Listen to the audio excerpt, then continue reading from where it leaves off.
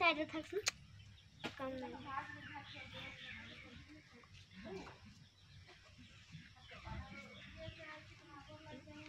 এটা হাতী আহিছিলে ৰাতি। আপোনালোক ঘৰৰ ভিতৰতে আছিল নে? তেতিয়া আমি ঘৰৰ ভিতৰতে আছিলোঁ।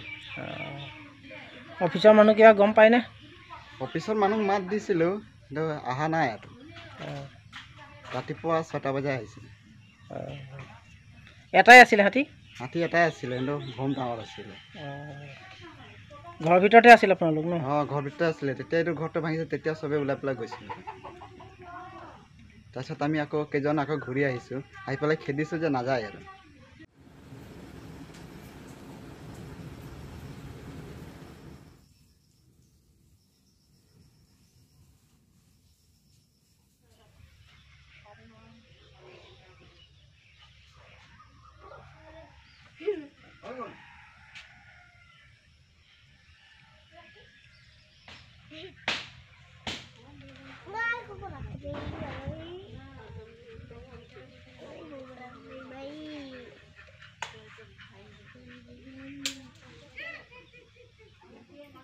চাইতে থাকছোন কাম নাই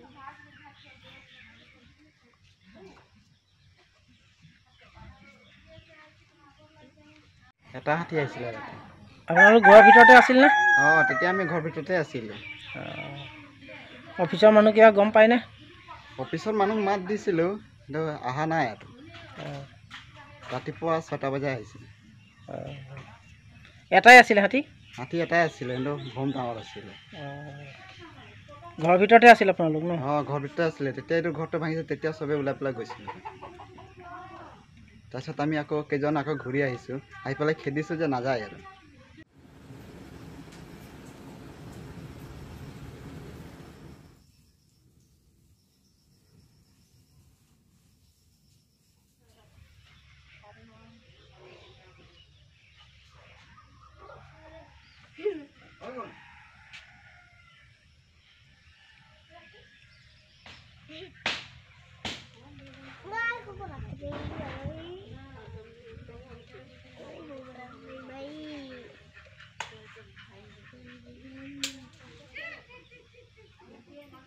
চাইতে থাকছোন কাম নাই